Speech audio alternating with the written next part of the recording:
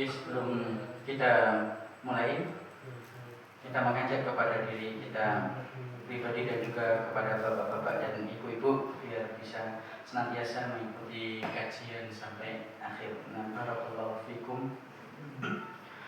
Bismillahirrahmanirrahim. Assalamualaikum warahmatullahi wabarakatuh. Alhamdulillahi ala ihsani wa syukru lahu ala taufiqihi wa amtinani. Ashhadu an la ilaha illallah wahdahu la syarika lahu ta'ziman li sya'ni wa ashhadu anna Muhammadan abduhu wa rasuluhu ad-da'i ila ridwani. Salawatu rabbi wa salamuhu alaihi wa ala alihi wa sahabatihi wa man sara ala nahjihi wa sanna bi sunnatihi ila yaumil liqa'ih.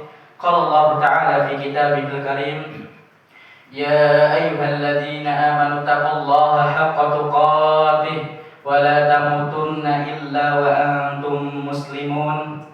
Ya ayyuhan nasu taqu rabbakumul ladzi khalaqakum min nafsin wahidah wa khalaqa minha zawjaha wa batha minhuma rijalan katsiran wa nisaa'a. Wattaqullaha alladzi tasaaluna bihi wal arham, innallaha kana 'alaikum raqiba. Ya ayyuhalladzina amanu taqullaha wa qulu qawlan sadida yuslih lakum a'malakum wa yaghfir lakum dhunubakum wa man yuti'illaha wa rasulahu faqad faza fawzan 'azima. Amma ba'd, fa inna asdaqal hadithi kitabullah wa khairal huda Muhammadin sallallahu alaihi wasallam wa syarrul umuri muhdatsatuha wa kullu muhdatsatin fid din bid'ah wa kullu bid'atin dhalalah wa kullu dhalalatin finnar. Ma'asyiral muslimin, bapak-bapak, ibu-ibu rahimani wa rahimakumullah. Alhamdulillahirabbil alamin. Senantiasa kita bersyukur kepada Allah Subhanahu wa taala atas segala limpahan nikmat dan karunia Allah Subhanahu wa taala. Salah satu nikmat Allah Subhanahu wa taala yang paling besar dan masih kita rasakan hingga detik ini yaitu nikmatul Islam wa nikmatul iman. Nikmat Islam dan juga nikmat keimanan. Selawat serta salam kita haturkan kepada suri tauladan kita Rasulullah Muhammad sallallahu alaihi wasallam, kepada keluarga beliau, kepada sahabat-sahabat beliau dan juga umatnya yang senantiasa meniti jalan beliau hingga hari kiamat kelak. Jamaah rahimani wa rahimakumullah, tak bosan-bosannya dan juga tak henti-hentinya kita senantiasa mengajak kepada diri kami pribadi dan juga kepada jamaah sekalian untuk senantiasa mengikhlaskan niat kita atas hadirnya kita dalam majlis taklim ini, yang dimana Rasulullah sallallahu alaihi wasallam bersabda, man ghada ilal masjidi la yuridu illa an yata'allama khairan aw yu'allimahu kana lahu ka'ajri hajjin taman hajjatuhu. Rasulullah sallallahu alaihi wasallam bersabda, barang siapa yang berangkat ke masjid dan dia tidak menginginkan kecuali untuk belajar kebaikan atau mengajarkan kebaikan, apa kata Rasulullah sallallahu alaihi wasallam, kana lahu ka'ajri hajjin taman hajjatuhu, maka dia akan mendapatkan pahala haji yang sempurna. Oleh karenanya jamaah rahimani wa rahimakumullah, menuntut ilmu merupakan ibadah yang besar, sehingga Allah Subhanahu wa taala mempersiapkan pahala-pahala yang besar bagi penuntut ilmu. Oleh karenanya senantiasa kita memperbarui, meluruskan niat kita atas hadirnya kita dalam majlis taklim ini. Nah, jamaah rahimani wa rahimakumullah, kita masih melanjutkan pembahasan dalam kitab Syarah Hadis Al-Arba'in An-Nawawiyah, masih dalam pembahasan hadis yang kedua, yaitu dalam pembahasan syahadatu anna Muhammadan Rasulullah, yaitu bersaksi bahwasanya Muhammad itu adalah utusan Allah Subhanahu wa taala. Nah, terakhir pembahasan kita yaitu pada surat Al-Ahzab ayat yang ke-40, yang dimana Allah Subhanahu wa taala berfirman, "Maka Muhammadun aba ahadin mir rijalikum." Dan tidaklah Muhammad itu merupakan bapak dari laki-laki seorang pun di antara kalian, walakin Rasulullah wa khataman nabiyyin. Akan tetapi beliau itu adalah Rasulullah dan juga penutup para nabi. Wa kana Allahu bikulli syai'in alima. Dan sesungguhnya Allah Subhanahu wa taala itu Maha mengetahui terhadap segala sesuatu. Jamaah rahimani wa rahimakumullah, ini sudah kita bahas pada pertemuan sebelumnya. Mengapa Allah Subhanahu wa taala menjelaskan bahwasanya Rasulullah itu bukan bapak dari salah seorang laki-laki pun di antara kalian? Karena kita mempelajari pada pertemuan sebelumnya bahwasanya semua anak-anak laki-laki Rasulullah itu telah meninggal dunia sebelum Rasulullah Sallallahu Alaihi Wasallam. Nah, yang dimana anak-anak beliau itu berjumlah 7. Dari laki-laki ada Al-Qasim, kemudian Abdullah, kemudian Ibrahim, kemudian dari wanita Zainab, Ruqayyah, Ummu Kulsum dan juga Fatimah. Dan Fatimah satu-satunya anak Rasulullah Sallallahu Alaihi Wasallam yang meninggal dunia setelah Rasulullah Sallallahu Alaihi Wasallam.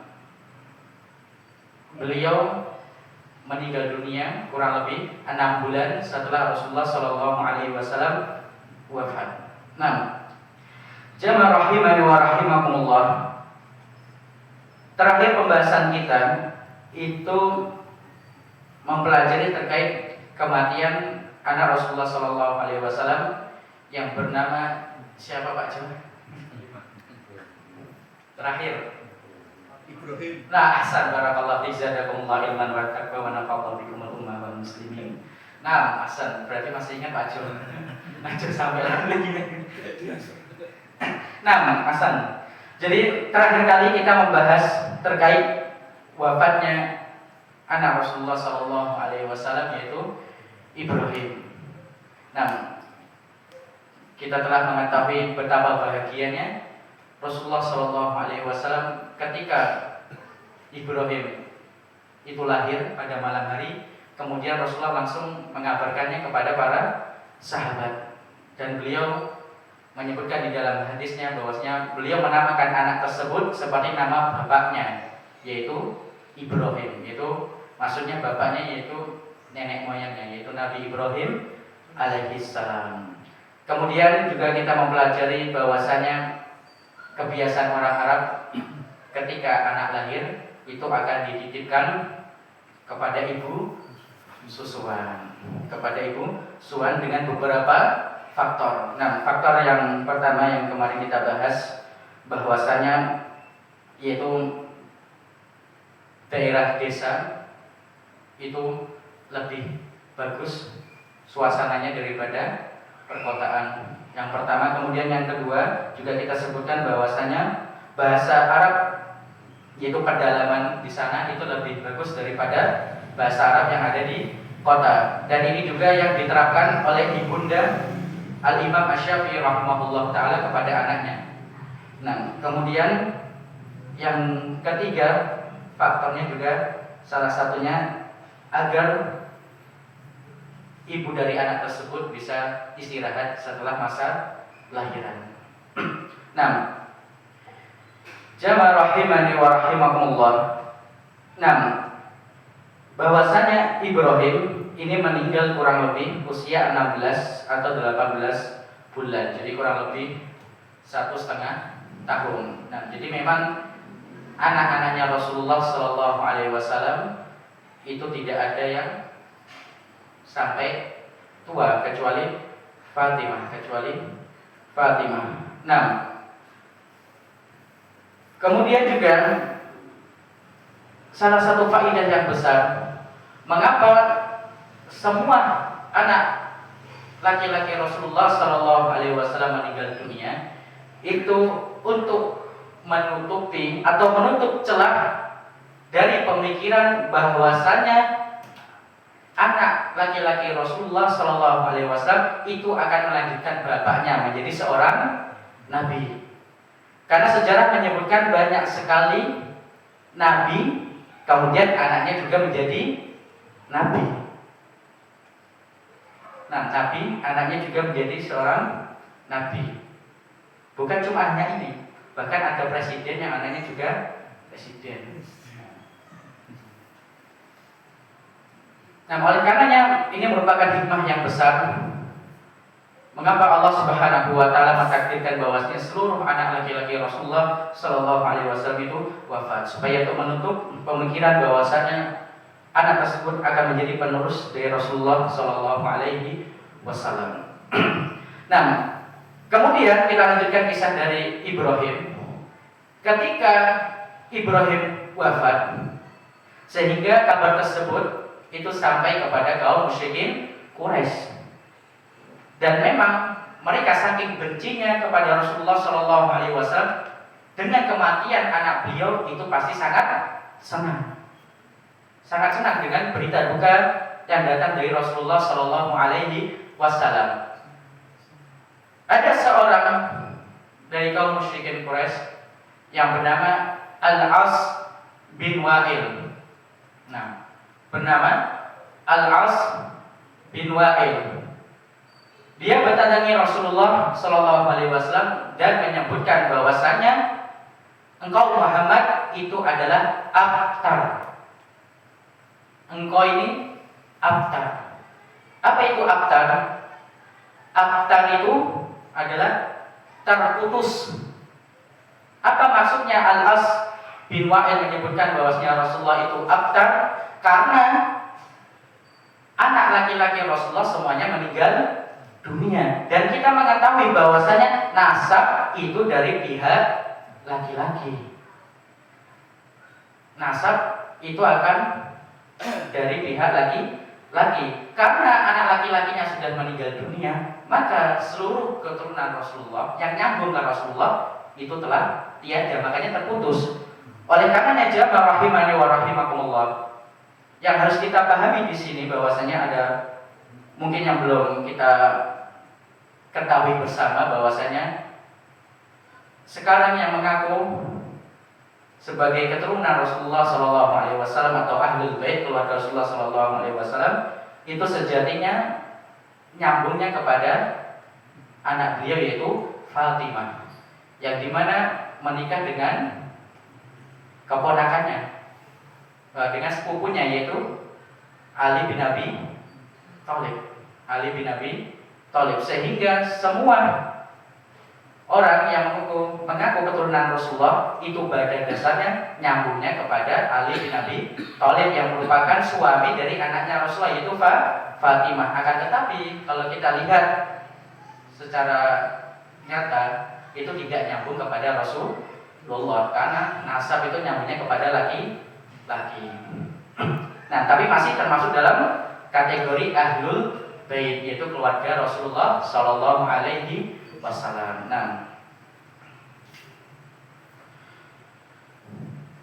Nah, ketika Al-As bin Wa'il menyebutkan bahwasanya Rasulullah itu abtar, yaitu terputus, maksudnya adalah terputus nasabnya, sehingga menambah kesedihan Rasulullah Shallallahu Alaihi Wasallam.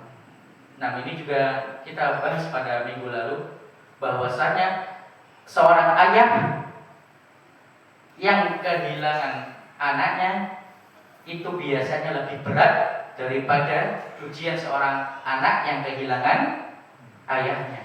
Apalagi anak tersebut masih kecil, masih bayi, masih 1,5 tahun. Betapa berat ujian Rasulullah Shallallahu Alaihi Wasallam, sehingga di waktu tersebut ketika Rasulullah Shallallahu Alaihi Wasallam diuji oleh Allah Subhanahu Wa Taala dengan meninggalnya putra beliau dan juga dengan cacian hinaan dari orang musyrikin Quraisy, turunlah surat sebagai kabar gembira kepada Rasulullah Shallallahu Alaihi Wasallam, yang dimana surat tersebut juga menyebutkan lafaz abtar. Surat apa tersebut? Apa Pak Budi? Kautsar. Al-Kautsar. Hasan Pak Surat barakallahu fiik. Nah, yaitu surat Al-Kautsar, surat yang paling pendek di dalam Al-Qur'an, tetapi merupakan kabar gembira yang sangat besar kepada Rasulullah sallallahu alaihi wasallam. Allah Subhanahu wa taala berfirman, Bismillahirrahmanirrahim. Inna a'tainakal kautsar. Sesungguhnya kami memberikanmu, yaitu Al-Kautsar. Nah, para ulama berbeda pendapat. Makna yang pertama Al-Kautsar yaitu al-khair al-katsir, yaitu kebaikan yang sangat banyak. Banyak sekali kebaikan atau keistimewaan Rasulullah sallallahu alaihi wasallam yang tidak diberikan kepada para nabi dan umat-umat sebelumnya. Nah, disebutkan di dalam hadis bahwasanya ada nikmat atau keutamaan yang hanya diberikan kepada Rasulullah sallallahu alaihi wasallam yang tidak diberikan kepada para nabi dan rasul lainnya. Yang pertama, bahwasanya Rasulullah sallallahu alaihi wasallam itu diberikan pertolongan oleh Allah Subhanahu wa taala dengan memberikan rasa takut kepada musuhnya, yaitu 1 bulan sebelum perang. Jadi 1 bulan sebelum kaum muslimin berperang dengan kaum kufar, itu Allah Subhanahu wa taala telah memberikan rasa takut kepada mereka. Ini yang pertama. Kemudian yang kedua, nah ini yang juga merupakan keutamaan yang besar dan juga merupakan keutamaan yang unik, bahwasannya umat Rasulullah itu dihalalkan rampasan perang. Loh, emang sebelumnya gak dihalalkan? Tidak. Umat-umat sebelumnya ketika mereka perang dan menang, hartanya dikumpulkan kemudian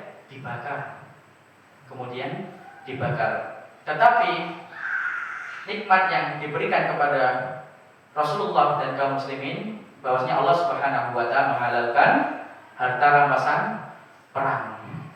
Nah, kemudian yang ketiga, bahwasanya bumi itu dijadikan suci kepada Rasulullah sallallahu alaihi wasallam dan juga kaum muslimin. Oleh karenanya setiap kita sudah memasuki waktu sholat, kita sholat di mana saja, tentunya kecuali tempat-tempat yang dilarang.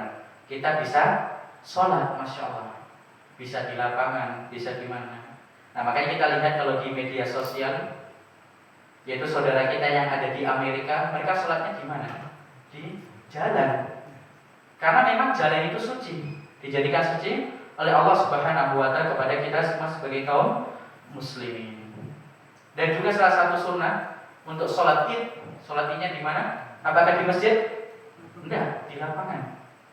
Dan lapangan itu suci. Bayangkan kalau lapangan enggak suci, wah, kita Pak Jo ngepel lapangannya, Pak Jo. Bayangkan buat ini sama depan toilet dipel. Nah, kemudian juga salah satu nikmat yang Allah Subhanahu wa taala berikan kepada Rasulullah sallallahu alaihi wasallam dan juga umatnya, yaitu bahwasanya Rasulullah diutus secara umum kepada kepada setiap makhluk baik jin dan juga manusia. Sedangkan para nabi dan rasul sebelumnya itu diutus kepada kaumnya khusus. Nah, jamaah rahimani wa rahimakumullah. Nah, kemudian juga yang terakhir, yang kelima, yaitu adalah hak khusus Rasulullah yang tidak diberikan kepada para nabi dan juga rasul lainnya yang sudah kita ceritakan juga, yaitu bahwasanya Rasulullah diberikan wewenang untuk memberikan syafaat utma, yaitu meminta kepada Allah supaya disegerakan yaumul hisab atau hari perhitungan. Dan ini juga sudah kita bahas terkait dalil yang membahas bahwasanya Nabi Nuh alaihissalam itu merupakan rasul yang pertama, dan ini ada kaitannya dengan syafaat al-uzma. Nah, jamaah rahimani wa rahimakumullah. Kemudian pendapat yang kedua yang makna menjelaskan al-kautsar, bahwasanya al-kautsar itu adalah telaga yang Allah Subhanahu wa taala berikan kepada Rasulullah Shallallahu Alaihi Wasallam di dalam surga, dan juga telaga yang akan didatangi oleh kaumnya Rasulullah Shallallahu Alaihi Wasallam sebelum masuk ke dalam surga. Jadi pusatnya ada di dalam surga, kemudian alirannya sampai keluar surga, yaitu sebelum kaum muslimin yang Allah berikan masuk surga, sebelum memasuki surga. Nah, inna a'tayna kal kautsar, sesungguhnya kami memberikan engkau al kautsar. Fasholli li rabbika wanhar, maka salatlah kepada Rabbmu, kemudian sembelihlah. Nah, di sini para ulama menyebutkan bahwasanya makna dari salat di sini adalah salat Idul Adha, karena setelah salat kita menyembelih. Kemudian yang terakhir, inilah bantahan kepada kaum musyrikin Quraisy. Inna syani'aka huwal abtar. Wahai Muhammad, sesungguhnya orang yang menghinamu, yang mencacimu, sesungguhnya dialah yang abtar, yaitu adalah terputus, tapi maknanya beda. Kalau tadi Al-As bin Wa'il menghina Rasulullah dengan abtar, maksudnya adalah terputus, yaitu nasabnya.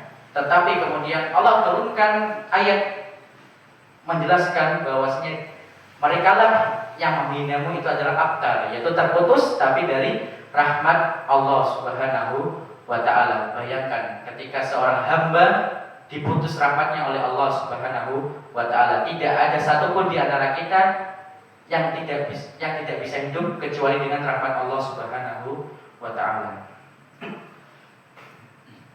Nah, jamaah rahimani wa rahimakumullah, ini merupakan sedikit kisah terkait anak beliau Ibrahim. Nah, kemudian ada satu hal yang ingin saya angkat, yaitu terkait anak beliau yang pertama. Nah, anak beliau yang pertama yaitu Al-Qasim. Nah, jadi kalau kita ditanya siapakah kuninya, ya, jadi orang Arab biasanya memiliki kebiasaan kuninya, yaitu menjelaskan siapa anaknya. Seperti saya, kunyah saya Abu Adnan. Jadi bapaknya Adnan. Seperti juga kalau tidak salah seperti Pak Sus dan Abu Zahra. Laras Abu Zahra. Nah, jadi Rasulullah Shallallahu Alaihi Wasallam itu juga memiliki kunyah, yaitu Abul Qasim. Bapaknya Al-Qasim. Nah, di sini ada larangan, yaitu hadis yang menjelaskan bahwasanya tidak boleh berkunyah seperti hanya kunyahnya Rasulullah Shallallahu Alaihi Wasallam, yaitu menyebut dirinya sebagai Abul Qasim. Nah, yaitu dari hadis yang diriwayatkan oleh sahabat Abu Hurairah radhiyallahu anhu bahwasanya Rasulullah Shallallahu Alaihi Wasallam bersabda, "Sammu bi ismi wa la taktanu bi kunyati." Nah, sammu bi ismi, yaitu berikanlah nama dengan namaku. Nah, jadi kita diperintahkan oleh Rasulullah, salah satu sunnah ketika kita memiliki anak laki-laki tentunya itu dengan memberikan nama siapa? Muhammad. Nah, karena Rasulullah mengatakan samu bismi, berilah nama dengan namaku, yaitu Muhammad. Wala taktanu bi kuniyati, akan tetapi jangan berkunyah dengan kunyahku, yaitu Abul Qasim. Nah, mengapa? Karena ini mengganggu Rasulullah Shallallahu Alaihi Wasallam. Disebutkan salah satu latar belakang mengapa Rasulullah Shallallahu Alaihi Wasallam melarang dengan kunyah tersebut. Jadi ketika Rasulullah Shallallahu Alaihi Wasallam di suatu saat berjalan, ada orang yang di belakangnya memanggil Abul Qasim. Abul Qasim. Rasulullah Shallallahu Alaihi Wasallam mengira orang tersebut memanggil beliau, sehingga noleh ke belakang. Nah, ternyata orang tersebut klarifikasi, bukan engkau wahai Rasulullah, tapi orang tersebut, maksudnya orang lain. Nah, sehingga datanglah larangan yaitu berkunyah dengan kunyahnya Rasulullah Shallallahu Alaihi Wasallam. Kemudian ada satu pembahasan, apakah larangan tersebut hanya berlaku ketika Rasulullah Shallallahu Alaihi Wasallam wafat, dan juga apakah juga berlaku setelah Rasulullah Shallallahu Alaihi Wasallam wafat? Nah, jadi itu kan larangan ketika Rasulullah masih hidup. Apakah larangan tersebut masih berlaku setelah Rasulullah Shallallahu Alaihi Wasallam wafat? Nah, di sini para ulama berbeda pendapat.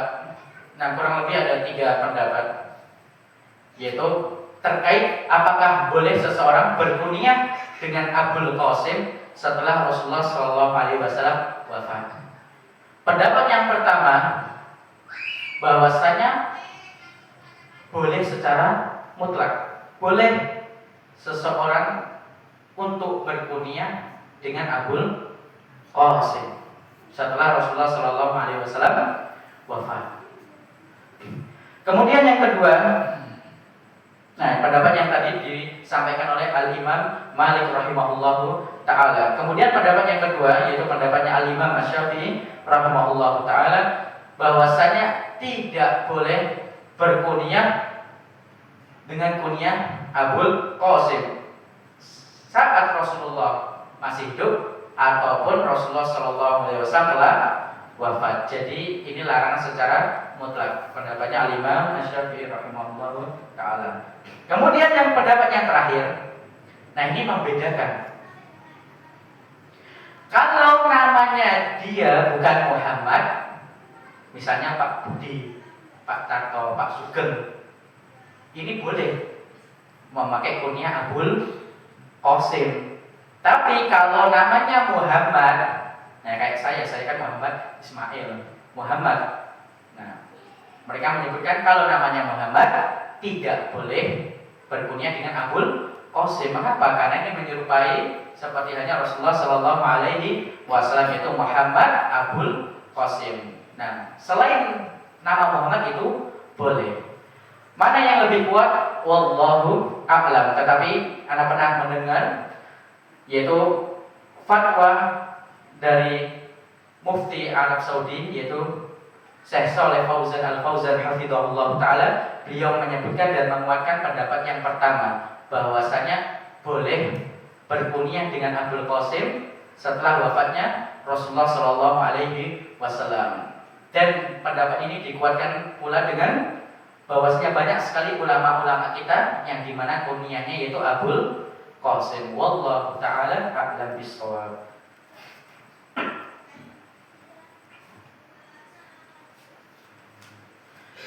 Nah, kita lanjutkan. Syahadatu anna Muhammadar Rasulullah tastalzimu umuran minha. Bahwasanya bersyahadat, bersaksi bahwasanya Muhammad itu adalah Rasulullah, itu mewajibkan, mengharuskan kepada kita beberapa hal. Hal yang pertama, al-awwal tasdiquhu sallallahu alaihi wasallam fi ma akhbara. Bahwasanya ketika kita mengakui, kita bersaksi bahwasanya Muhammad itu adalah utusan Allah, hal yang wajib pertama bagi kita itu apa? Yaitu membenarkan setiap apa yang dikabarkan oleh Rasulullah Shallallahu Alaihi Wasallam, baik itu masuk logika ataupun tidak. Mengapa demikian? Karena terkadang ada beberapa kaum muslimin hanya menerima sabda Rasulullah Shallallahu Alaihi Wasallam yang masuk logikanya saja, yang tidak masuk seperti perkara-perkara gaib mereka tidak mengimaninya. Nah, ini salah-salah besar. Bahwasanya kita wajib membenarkan, mengimani setiap apa yang disampaikan oleh Rasulullah Shallallahu Alaihi Wasallam, apapun itu. Nah, bihaitsu la yakunu indal insan taraddud fi ma akhbara bihi sallallahu alaihi wasallam. Nah, bahwasanya kita tidak boleh ragu terhadap apa yang dikabarkan oleh Rasulullah sallallahu alaihi wasallam. Bal yakunu fi qalbihi asyaddu mimma nataq. Dan seharusnya apa yang kita yakini di dalam hati kita itu lebih kuat apa yang diucapkan. Kama qala azza wa jalla fil Qur'an, innahu lahaqqum misla ma annakum tantiqun. Sesungguhnya apa yang diucapkan oleh Rasulullah sallallahu alaihi wasallam itu lahaqqun, sungguh benar.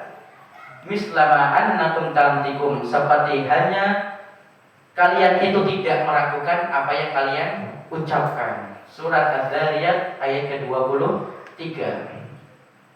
Nah, maknanya apa? Fal insan la yashukku fima yantuqu bihi. Lazimnya, dasarnya, biasanya kita ini tidak pernah ragu apa yang kita ucapkan.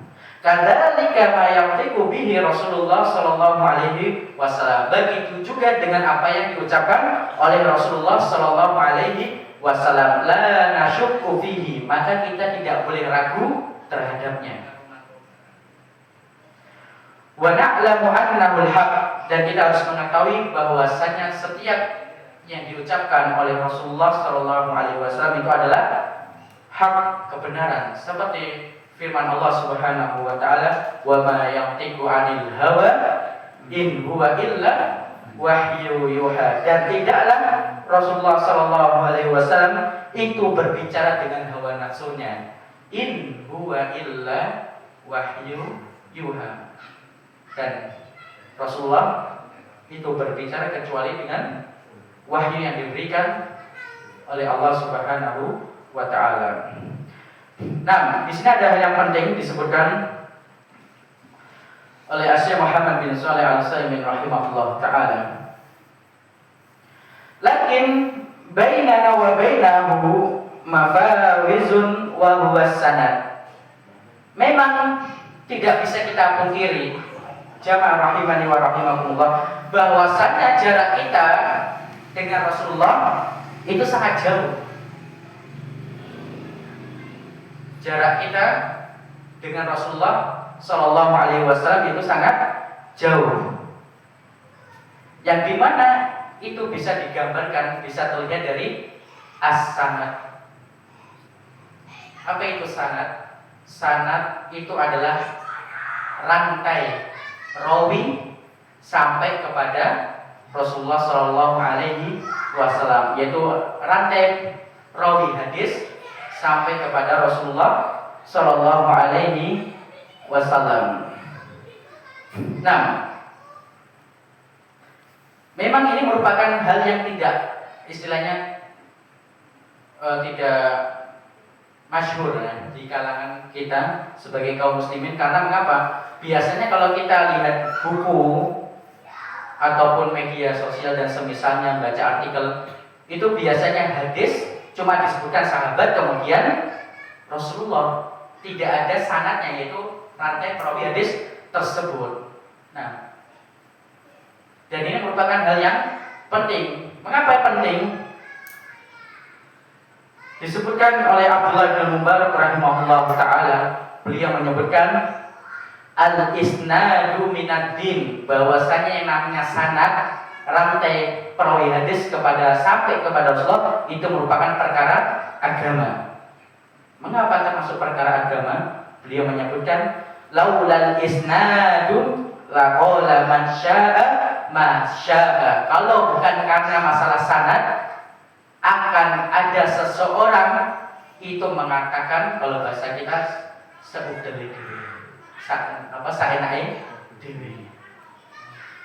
Kalau bukan masalah sanad, kalau bukan karena adanya sanad, pasti setiap orang akan bisa memalsukan hadis Rasulullah sallallahu alaihi wasallam. Oleh karena yang namanya sanad itu sangat-sangat penting dalam agama kita. Mengapa? Ini adalah bukti otentik agama kita dan tidak ada di agama-agama lainnya. Jadi kalau kita ditanya apa bukti otentik agama kita dari hadis Rasulullah sallallahu alaihi wasallam, ini sanad. Bahwasanya yang meriwayatkan hadis kepada Rasulullah itu semuanya adalah perawi yang adil, yang bisa dipertanggungjawabkan. Nah, Kita akan ambil satu contoh sanad dari hadis yang sudah kita ambil, yaitu adalah hadis yang pertama, innamal a'malu binniyat. Nah, sehingga kita terbiasa, oh ternyata hadis itu ada sanadnya, bukan cuma dari sahabat kemudian Rasulullah. Sehingga kadang-kadang kita bingung, kok bisa sahabat Rasulullah kok langsung nyampe ke kita, gimana ceritanya?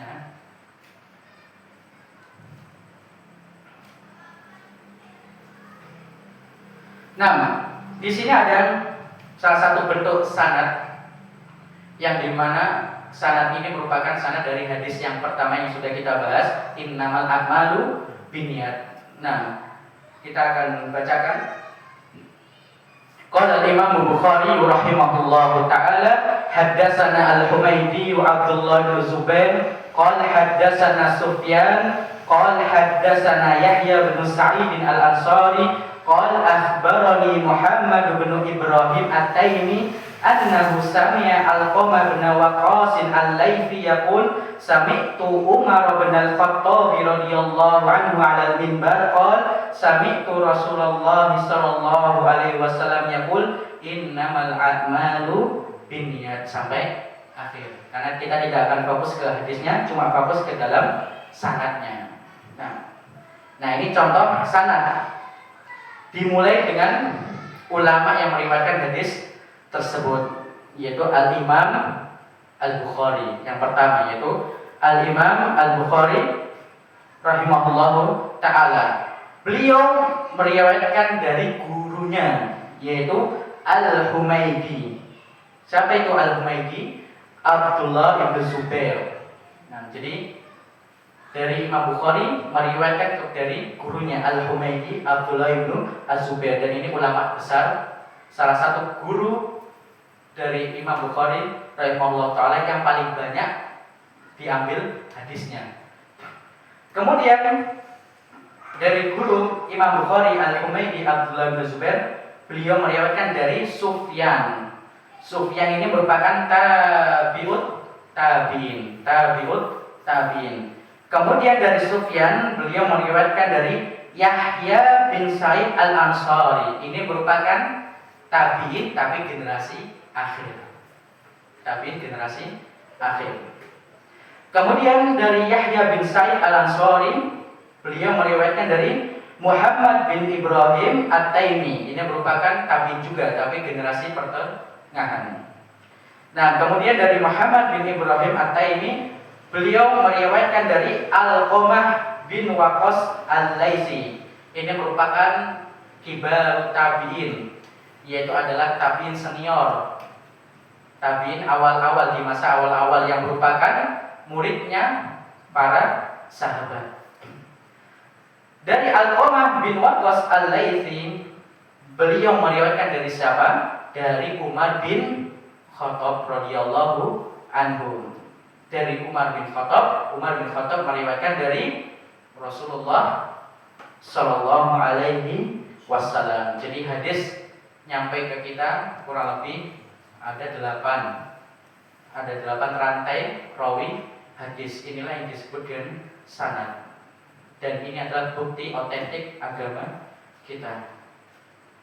Dan memang juga merupakan hal yang disayangkan ketika buku-buku kita itu seringnya menghilangkan sanad. Salah satu hal kunci utamanya mengapa kok dihilangkan sanad di buku-buku hadis atau di buku-buku agama kita, ya supaya lebih ringkas. Jadi kalau kita ingin tahu sanad dari hadis tersebut, kita merujuk ke kitab hadis aslinya, yaitu Sahih Bukhari yang tebelnya Masya Allah. Jadi tidak ada tujuan yang lainnya kecuali hanya untuk memperingkas dari kitab tersebut. Nah, kita bisa bayangkan ini saja sudah lumayan tebal. Kalau semua hadis disebutkan sanadnya, bisa berjilid-jilid. Nah, jadi ini yang ingin kita garis bawahi, bahwasanya kita memang jauh dari zamannya Rasulullah Shallallahu Alaihi Wasallam. Tetapi atas rahmat Allah Subhanahu Wa Taala, bahwasanya Allah memberikan kepada kaum muslimin yaitu sebuah nikmat yang besar, yaitu adanya sanad, sehingga setiap hadis yang nyampai kepada kita itu kita bisa mengetahuinya apakah itu sahih atau dhaif, lemah. Nah, oleh karenanya di sini beliau menyebutkan li'anna Nabi sallallahu alaihi wasallam laisa amamuna lakin idza sabata al-hadis ana Rasul sallallahu alaihi wasallam wajib alaina tasdiquhu. Nah, memang benar bahwasanya Rasulullah sallallahu alaihi wasallam itu tidak ada di depan kita. Jauh zamannya antara kita. Tetapi ketika kita sudah menemukan hadis yang sabit, yang sahih dari Rasulullah sallallahu alaihi wasallam, kita wajib membenarkannya. Kita wajib mengimaninya. Karena sekarang zamannya lebih gampang. Kalau kita buka buku kan ada keterangannya hadis sahih, hadis hasan, hadis lemah. Nah, kalau kita sudah menjumpai di keterangan akhir hadis sahih, kita wajib membenarkan hadis tersebut. Karena memang tidak ada cara lainnya untuk zaman sekarang. Nah, sawa'an alimna wajahu aw lam na'lamhu. Nah, ini untuk kita semua sebagai kaum awam. Baik kita tahu jalurnya, maksudnya jalur sanadnya atau tidak tahu jalur sanadnya, selama hadis itu sahih dari Rasulullah SAW, kita wajib membenarkannya, mengimaninya. Nah, kenapa? Ahyanan ta'ti ahadits na'riful makna lakin la na'rifu wajhaha fal wajibu 'alaina at-tasdiq. Karena terkadang kita ketika mendapati suatu hadis, kita paham maknanya, inti dari hadis tersebut, tapi kita tidak tahu sanad hadis tersebut sahih. Nah, seringnya kita akan dapati hadis kemudian terjemahan. Nah, walaupun kita tidak tahu sanad hadisnya, siapa yang meriwayatkan, Imam Bukhari meriwayatkan dari siapa sampai Rasulullah, walaupun kita tidak tahu hal tersebut, tetapi selama sudah ditetapkan hadis tersebut itu sahih, sabit kepada Rasulullah SAW, maka wajib bagi kita untuk membenarkan hadis tersebut.